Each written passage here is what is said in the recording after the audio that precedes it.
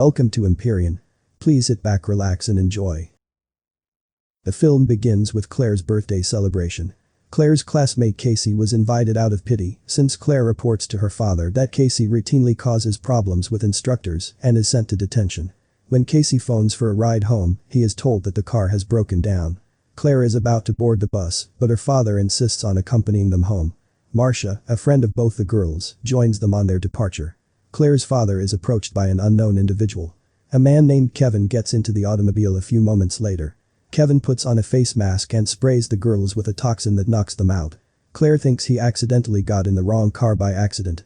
Casey tries to open the door gently to go out, but Kevin catches her as well. Kevin leads the girls into an unfamiliar place with no windows. He yanks Marcia out of the car and leads her outside. After a few moments, Marcia returns to the room, having peed herself.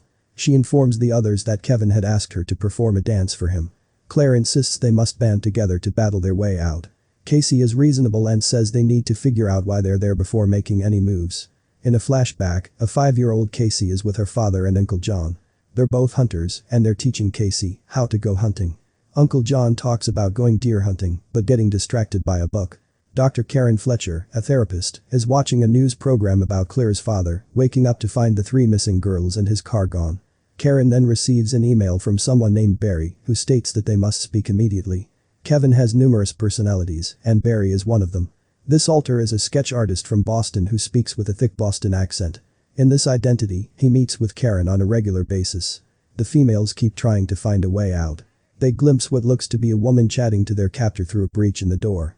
Claire and Marcia ask the woman for assistance. As she approaches the door, she sees only Kevin, who is dressed in a skirt and high heels. Patricia, a courteous British woman, is the name of this alter.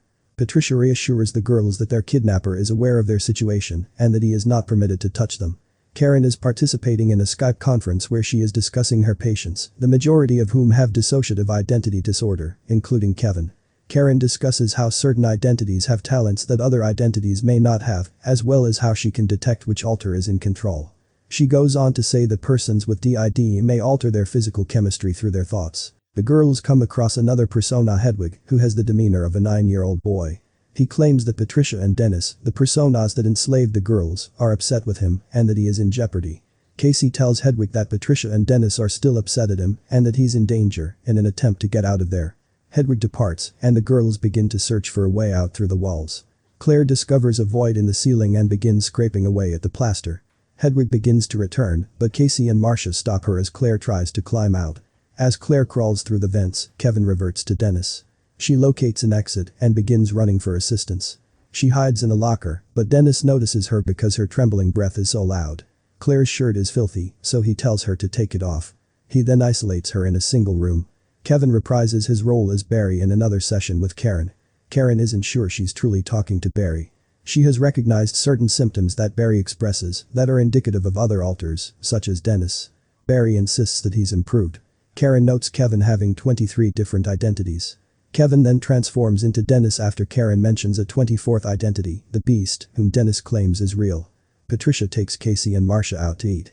Marcia is forced to take her skirt off and Casey removes her flannel top. Patricia leads the girls into a dining room and begins preparing another sandwich. He feels irritated when he cuts the sandwich crookedly, so he starts cooking another one. Marcia takes advantage of the situation by grabbing a chair and slamming it into Patricia's back. She hurries out for assistance and Casey tries to follow her, but Patricia catches her and forces her to go to her room. Marcia is eventually discovered and kept in a room by herself. Outside the building, Karen and her assistant Jai check surveillance footage. A trash can is knocked over, spilling garbage all over the place. One pair walks around it, Dennis, on the other hand, walks right through it, which Karen suspects is on purpose. Hedwig has a light-hearted conversation with Casey. He asks if he can kiss her, and she agrees, though it is awkward. Hedwig talks about his music collection and how he enjoys dancing to Kanye West. Casey requests that he show her around his room and listen to his music collection. He invites her in, and she points to a window next to his music. It's just a picture of a closed window above a picture of an open window. Hedwig becomes aware that Casey is attempting to escape. She feels worried and tries to calm him down. He takes out a walkie-talkie, which Casey uses to call for assistance while fighting Hedwig.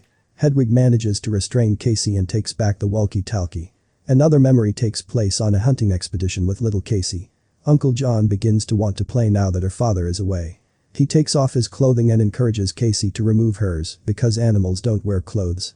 Casey is holding a rifle at John when John emerges from behind a boulder. Before she pulls the trigger, he manages to grab it from her. Claire and Marcia attempt to flee by using a wire to unlock the door of Marcia's room from the outside. They don't succeed. Karen arrives to Kevin's house, where she is greeted by Dennis. He welcomes her inside, and the two continue to talk about the Beast, as well as the Horde, the collective name for Kevin's major controllers, Dennis, Barry, Patricia, and Hedwig. Karen becomes actually afraid at this point. Karen walks outside and discovers Claire imprisoned in her room, but Dennis drags her away before she can assist her. Casey discovers a laptop containing footage from each of Kevin's personalities. She encounters Orwell, who talks about philosophy, and Jade, who is diabetic. Dennis approaches an abandoned train car and begins his transformation into the Beast. He is noticeably taller and more powerful than any other persona.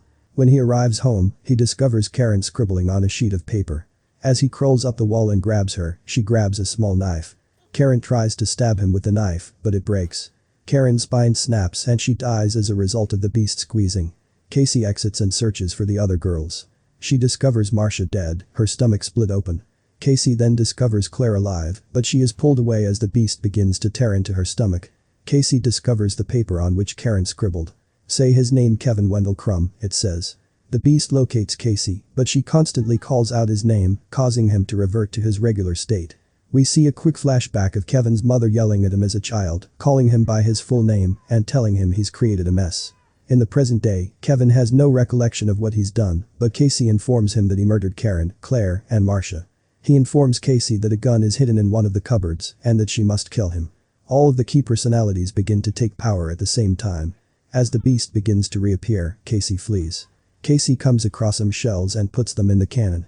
The Beast begins to climb up the ceiling and turn off the lights, limiting Casey's ability to shoot at him. Casey is attacked by the Beast, who tears her clothes and bites her leg, but she manages to escape. She locks herself in a cage and feeds more shells into the rifle. The Beast begins bending the bars to get access, but he soon finds Casey's scars. Another flashback shows John assuring little Casey that he will be her new guardian after her father's funeral. The Beast then considers Casey to be pure-hearted and abandons her.